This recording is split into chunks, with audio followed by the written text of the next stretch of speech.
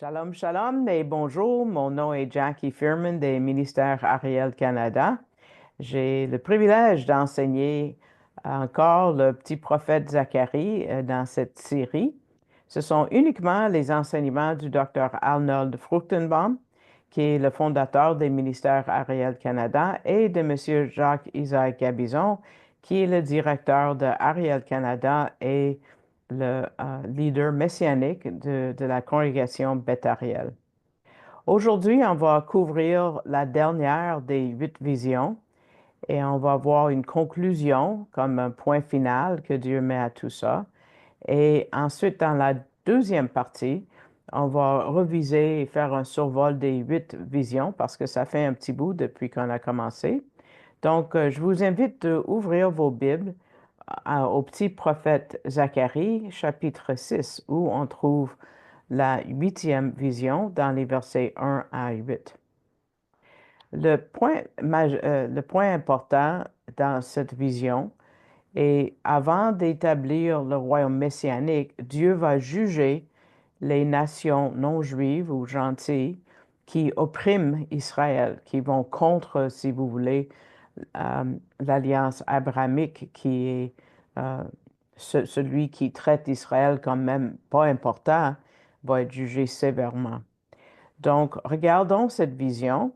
Ça commence avec, on sait que c'est une nouvelle vision en passant, parce que dans le verset 1, ça dit, et de nouveau, je levai mes yeux et je vis. Euh, Zacharie a eu les 8 visions dans une même nuit, je ne peux pas imaginer. Et donc ça, c'est toujours le début d'une nouvelle vision. Et de nouveau, je levai mes yeux et je vis. Et qu'est-ce qu'il a vu? 4 chars qui sortaient d'entre 2 montagnes, et les montagnes étaient des montagnes d'airain, de bronze. On va regarder les détails dans un moment, mais regardons juste tout de suite, sautons au verset 5 plus bas. Où sont ces 4 chars tirés par des chevaux? Verset 5, et l'ange répondit et me dit, ce sont les 4 esprits des cieux qui sortent de là où ils se tenaient devant le Seigneur de toute la terre. Donc, qui se tient devant le Seigneur de toute la terre? On a déjà vu dans Zacharie et ailleurs, ce sont uniquement des anges. Donc, ce sont des anges qui, euh, et ce sont des 4 esprits des cieux. Donc, ce sont des agences, des agents de la providence de Dieu, dans ce cas, par rapport à comment ils font affaire avec Israël. Ce sont des agents particuliers. Mais d'où est-ce qu'ils viennent? Reculons au verset 1 où ça dit d'entre 2 montagnes. Et les 2 montagnes, c'est le mont Moria, où on trouve la ville de Jérusalem, on va le voir tantôt dans une image, et le mont des Oliviers. Donc ici, vous voyez, là, il y a le dôme du rocher, euh, l'affaire musulmane qui va disparaître pour le royaume sûrement, euh, est en haut du mont Moria. On appelle ça aussi le mont Sion, toute la montagne où se trouve Jérusalem. C'est sûr que quand on compare ça aux rocheuses ou des montagnes qu'on a ici au Québec, c'est des petites collines, mais là-bas, Dieu les appelle des montagnes, donc on va le dire. Et à droite complètement, vous voyez beaucoup de verdure, des arbres. Ça, c'est le mont des Oliviers. Et entre les deux, c'est la vallée Cédron. Et la vallée Cédron va loin. Ça va très loin vers le nord et vers le sud. Mais la petite partie qui est entre le mont Sion et le mont des Oliviers, cette partie-là, c'est là où va être, où on appelle ça la vallée de Josaphat. Peut-être vous avez déjà entendu. Et c'est là la place où les gentils vont être jugés après les 1000 ans du royaume messianique. Donc, on a le verset en Joël 3, versets 1 et 2. Peut-être vous vous rappelez Matthieu 25, où on parle des boucs et des brebis qui vont être divisés. C'est dans cette vallée-là. Mais Joël en parle aussi et c'est beaucoup plus court.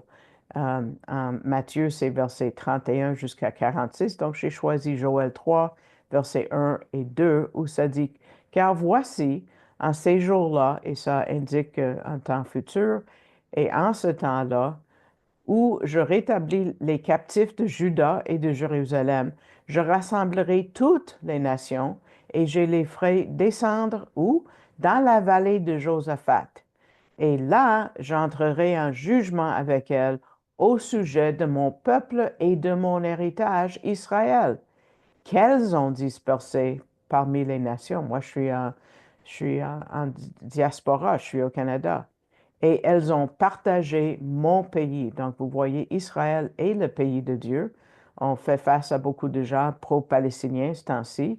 Et s'ils disent que cette terre appartient à Israël ou aux Palestiniens, non, ça appartient à Dieu. Et en Ézéchiel, on sait que Dieu l'a donné euh, au peuple d'Israël. Donc, ça c'est Ézéchiel 35 à 37, j'ai oublié où là-dedans, 35 ou 36, il dit ça. Donc, ça dit que les montagnes étaient les montagnes de Hérin. Euh, on n'a pas besoin de trouver plus de sens au fait qu'ils sont faits de airain ou de bronze, parce qu'il y a bien des objets dans la Bible qui sont faits de bronze et ça ne veut pas dire qu'ils sont tous reliés juste parce que c'est le même métal. Le métal était euh, en abondance à l'époque, mais ici, quand on parle de bronze, ça indique le jugement. C'est un symbole de jugement, le bronze ou l'airain. C'est ça qu'il faut garder en tête.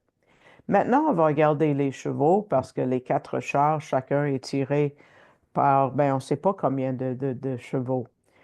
Verset 2 dit, au premier char, il y avait des chevaux roux, et au second char, des chevaux noirs, et au troisième char, des chevaux blancs, et au quatrième char, des chevaux tachetés, vigoureux.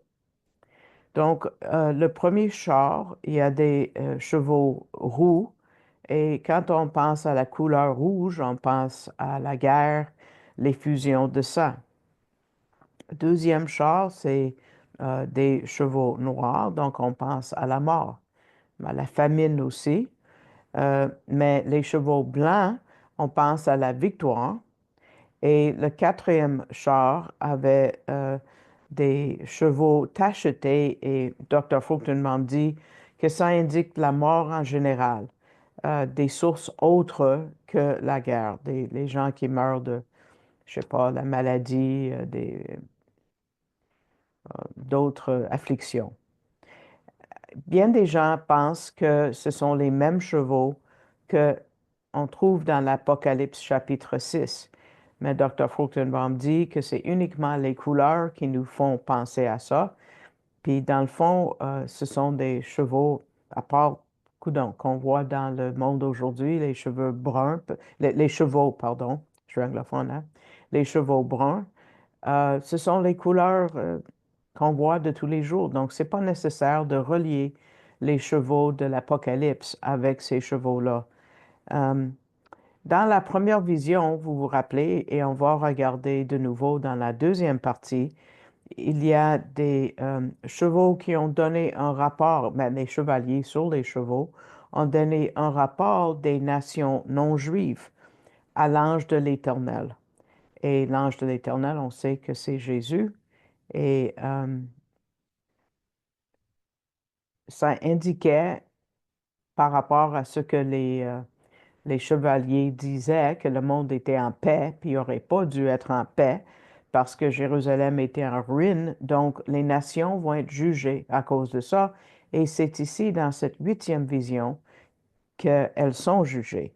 Et on voit que ces chars sont envoyés en jugement contre les non-juifs qui ont maltraité Israël. Donc, l'interprétation commence au verset 4 et continue jusqu'au verset 8. Lisons le verset 4.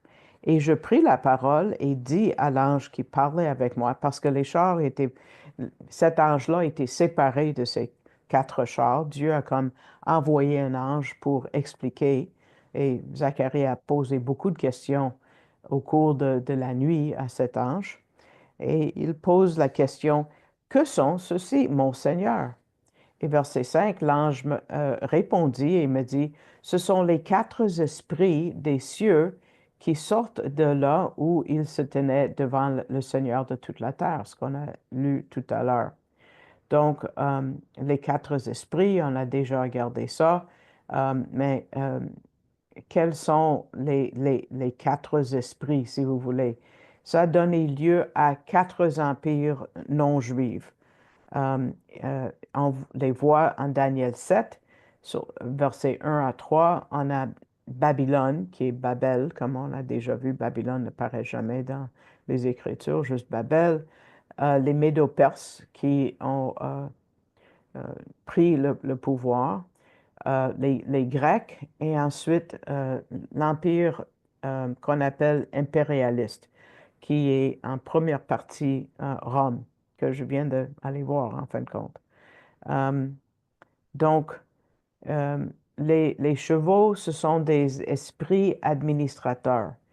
Alors, on voit ça en hébreu, dans le livre aux Hébreux. Ça parle des anges comme étant des esprits administrateurs et Dr. Fruchtenbaum indique que ce sont ce genre d'anges-là. Et on voit ils se tenaient devant le Seigneur de toute la terre, donc ce sont sûrement des anges, mais où est-ce qu'ils vont? Regardons versets 6 et 7. 6 donne le premier lieu, ça dit dans la Darby, celui qui veut dire le char, auquel sont les chevaux noirs, sort, sort, donc c'est juste le char, donc c'est singulier, sort vers le pays du nord. Qu'est-ce qui est au nord? C'est Babel, Babylone. On se rappelle que l'effort avec la femme, le mâle, a été envoyé là. On va revenir là-dessus. Et on voit un deuxième char qui part dans la même direction.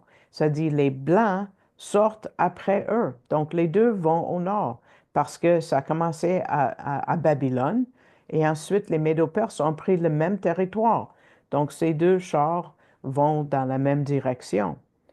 Les Médo-Perses qui suivent les Babyloniens. Ensuite, on voit les tachetés sortent vers le pays du Midi. Dans la Darby, c'est comme ça qu'ils indiquent vers le sud. Qu'est-ce qui est au sud? C'est l'Égypte.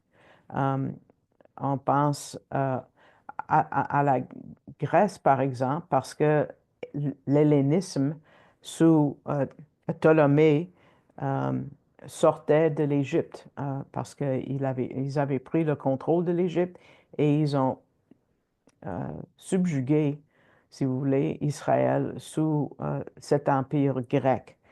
C'était au temps de Alexandre le Grand. Et verset 7 dit, et les vigoureux sortent et cherchent à s'en aller, à se promener par la terre. Et en anglais, c'est un peu plus clair, ça dit, ils vont ici et là sur la terre. C'est comme partout, sur toute la planète.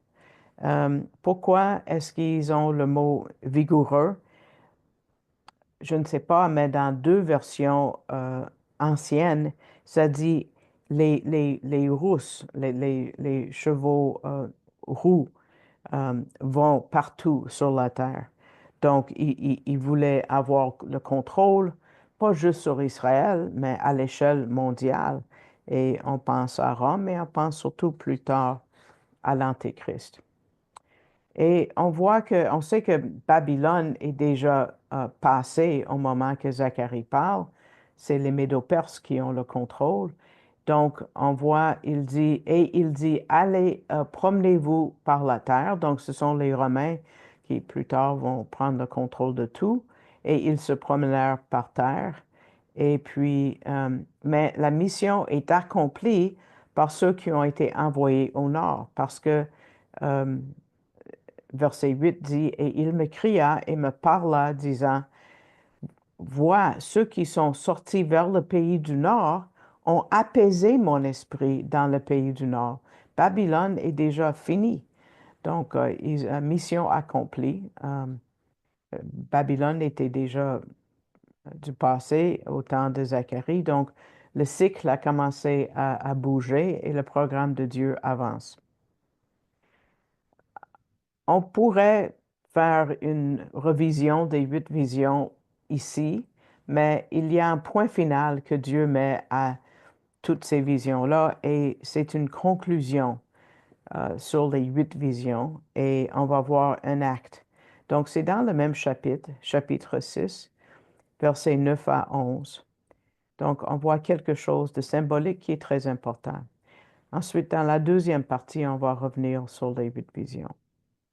Donc, verset 9 dit, et la parole de l'Éternel vint à moi, disant. Et là, il est ordonné de faire quelque chose. Qu'est-ce qu'il doit faire? Il dit, versets 10 et 11, prends des dons de la part de ceux de la transportation. Ça, c'est, ils étaient dans l'exil au Babylone, qui, de la part de Eldai, de Tobia, de Jedaïa, et viens, toi, en ce même jour et entre, sûrement où ils étaient en visite, dans la maison de Josias, fils de Sophoné, où ils sont venus de Babylone. Donc, ces 3 hommes-là étaient dans la maison de Josias. On pense que Dieu est... Dieu voit tout, hein? Dieu sait où nous sommes en tout moment. Et qu'est-ce qu'il doit faire? Il dit, prends des dons. Et tu prendras quoi? Quels sont les dons? Dis-je, de l'argent et de l'or. Oui, prends des couronnes et tu les mettras sur la tête de Josué, Josué, fils de Jotsadak, le grand sacrificateur. Donc, il doit prendre quelque chose. Donc, il y avait des gens qui sont retournés de Babylone qui avaient des richesses. Je ne sais pas, est-ce que c'est un roi qui leur a donné ça? Comment ils ont eu ça? On ne sait pas. Mais ils sont revenus de Babylone, ces hommes-là, Eldai, Tobia et Jedaïa, et ils doivent aller voir Josias, où ils étaient, soit qu'ils vivaient dans la maison, c'était une grosse maison, j'imagine, ou peut-être ils étaient juste là pour un certain temps et Dieu a fait en sorte qu'ils les 3 étaient là avec ses possessions pendant que Zacharie est allé les voir. Et verset 11 dit de faire quoi? Une tiare composée de plusieurs couronnes.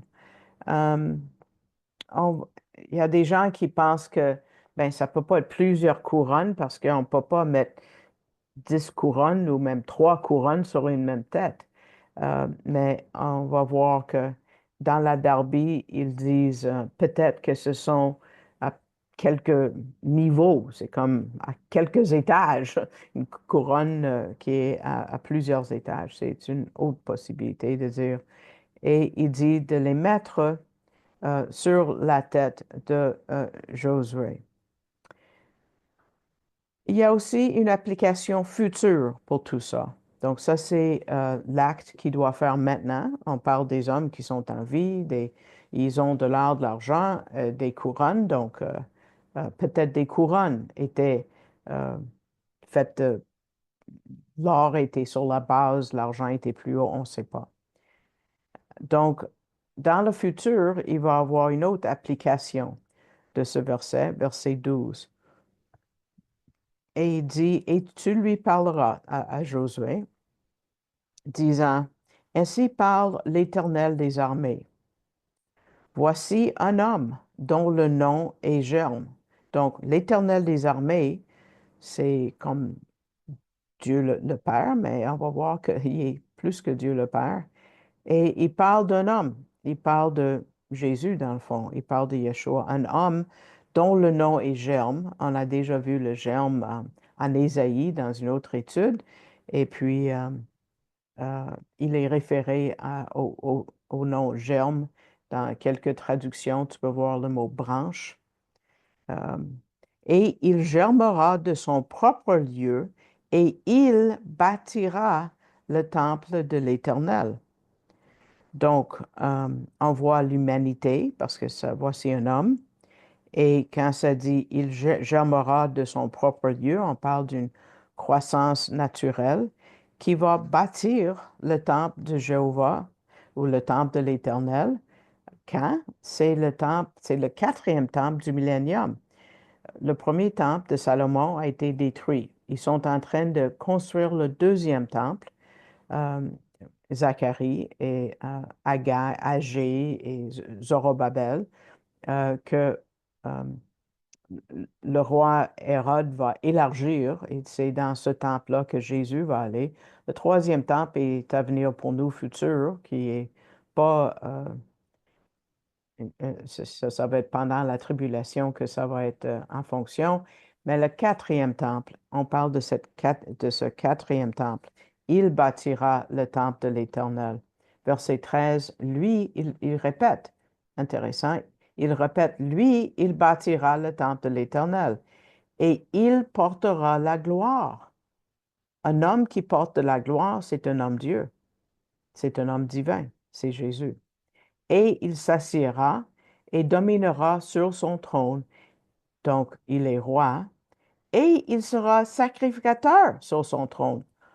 C'est deux tribus différentes, sauf en Jésus, on peut avoir un roi et un sacrificateur. Et le conseil de paix sera entre eux deux. Donc, on voit la divinité, on voit la gloire Shekinah, mais celui qui est assis sur le trône, c'est un roi. Ça, et aussi, il est grand, il est sacrificateur, il est prêtre. Et où est-ce que, dans la dernière étude, on a vu l'idée du conseil de paix? Euh, Rappelez-vous, en Ésaïe 9, verset 6, ça parle d'un conseiller et tu l'appelleras admirable conseiller. Il est conseiller. Et ça dit que le conseil de la paix va être entre les deux. Il y a quelque chose que peut-être vous avez jamais entendu, c'est le mot chiasme. Le mot chiasme, c'est un genre de patron de verset. Ça veut dire que il y a chose numéro un qui est dit, ensuite B, ensuite C, peut-être D, E, F. Des fois, dans la Bible, c'est comme ça. Et ensuite, ça retourne. Si c'est F, E, euh, D, C, B, A. Ici, il y a juste trois points. Et j'ai mis, pour ceux qui ont le visuel, ça va vous aider plus. J'ai mis les parties A en rouge, les parties, parce qu'il y en a deux, les parties B en blanc et la partie C en jaune. Donc, regardez, ça c'est un chiasme, c'est un mot théologique que peut-être vous avez jamais entendu, mais c'est intéressant quand ça arrive. Donc, vous voyez, je vais les dire. Le premier A, c'est Josué, le prêtre, qui est couronné. Mais Josué est grand prêtre, est prêtre et il a le droit d'être couronné. Ça, c'est dans le verset 11. Ensuite, on voit un germe qui pousse. Et ça, c'est le verset 12a.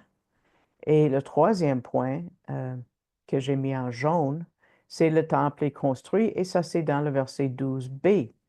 Mais là, il retourne. Vous avez vu, on vient de lire verset 13, il répète, lui, il bâtira le temple de l'Éternel. Ça, c'est dans 13a. Donc, le point C est répété. Le temple est construit, le temple est construit. Et on retourne à l'idée du germe, parce que dans la deuxième partie du verset 13, ça dit, le germe va être intronisé. Euh, Parce qu'il dominera sur son trône. On parle d'un trône. Et on finit par parler d'un prêtre qui était le premier point. Au début, je parle plus pour ceux qui écoutent au téléphone uniquement. Josué est le prêtre qui est couronné au verset 11 et au verset 13, c'est un autre prêtre qui, lui, est intronisé. C'est parce qu'un prêtre peut porter une tiare, parce que ça fait partie des vêtements, mais un roi a un autre genre de couronne. Donc, ça fait A, B, C, B, A. Donc, c'est intéressant et on voit ça dans les études bibliques plus approfondies des fois. Si vous êtes confondu, Vous pouvez me poser des questions à la fin ou m'écrire, OK? Mais c'est le plus que je peux faire, surtout pour ceux qui n'ont pas le visuel. Mais il y a une leçon pour le futur immédiat. Euh, Verset 14, on parle comme j'ai dit, des vrais hommes. Élem, Tobia, Jedaïa, et ça dit aussi, et pour Hen. Hen, c'est le mot pour grâce, fils de Sophonie. Euh, donc, qu'est-ce qu'ils vont faire avec ces couronnes qu'on va leur donner? Ils vont être pour mémorial dans le temple de l'Éternel. Donc, ces couronnes-là, quand le temple va être construit, vont être mises dans ce temple comme un mémorial pour la générosité des hommes qu'on a vu au verset 10.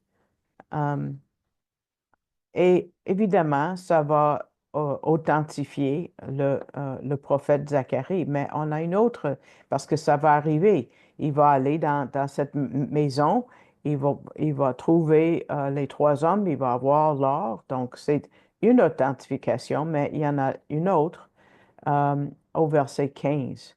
Et avec ce verset, on va finir cette première partie. Donc, lisons le verset 15.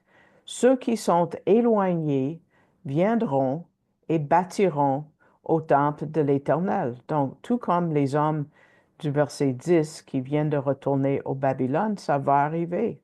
Et vous saurez que l'Éternel des armées m'a envoyé envers vous.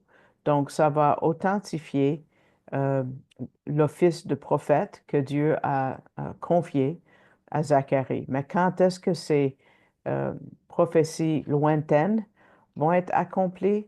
Quand Israël va obéir à la voix de l'Éternel.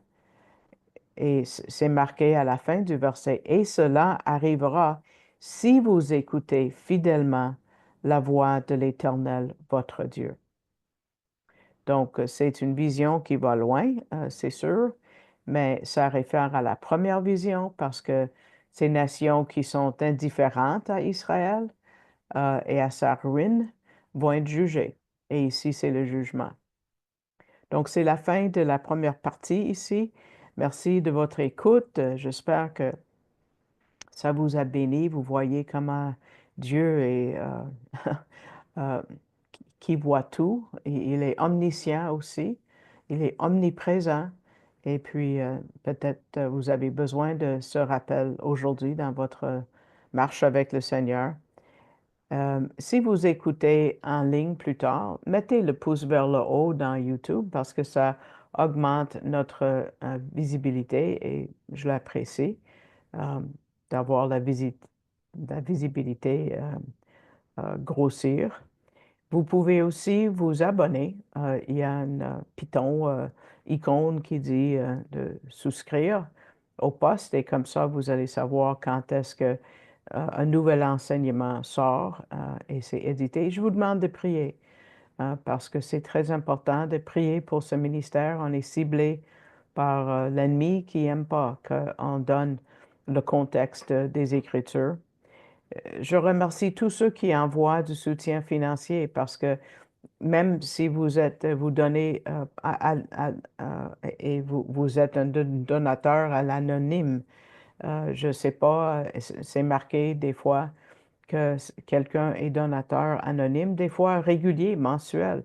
Merci à vous tous. Je ne sais pas comment vous remercier autrement, sauf que le Dieu d'Abraham, d'Isaac et de Jacob va vous euh, récompenser. Et si vous avez à cœur de me soutenir, c'est la seule façon que je vis. Je n'ai pas d'autres revenus. C'est le seul revenu que je reçois vient de vous et vient des églises comme la vôtre qui me soutiennent. Donc, vous pouvez aller en ligne. On va vous montrer ce qui se passe. Vous allez sur Google ou votre moteur de recherche préféré. Vous entrez Ariel Canada, A-R-I-E-L, canada.ca et vous choisissez d'aller sur le site et vous voyez en haut, ça va être marqué support, Support Us. Et puis, ça vous amène à une page Canada Helps qui est en anglais, mais le français, est indiqué en haut à droite. Vous cliquez dessus et vous voyez par la gauche que vous êtes sur les ministères Ariel Canada. Et pour faire un don à l'organisme, vous cliquez sur euh, le, le menu qui se tire vers le bas. Le premier qui est marqué par défaut, c'est général. Il y a évangélisation, radio. Mon nom est en bas. Vous pouvez choisir mon nom et cliquer sur mon nom et ensuite cliquer, sélectionner la barre rouge pour continuer avec un don électronique. Donc, j'espère que euh, vous allez réfléchir sur la sûreté, la certitude de comment toutes les prophéties vont être accomplies exactement comme Dieu a dit, parce qu'il est fidèle à ses promesses. Il est le Dieu de ses alliances et le nom, l'Éternel que nous utilisons et les 4 lettres hébraïques par lesquelles Dieu signe ses alliances. Donc, nous savons qu'il est fidèle à tout ça. Donc, en attendant, et je vous invite à écouter la deuxième partie où on va faire un survol de les 8 visions. Et puis, je vous souhaite shalom, shalom.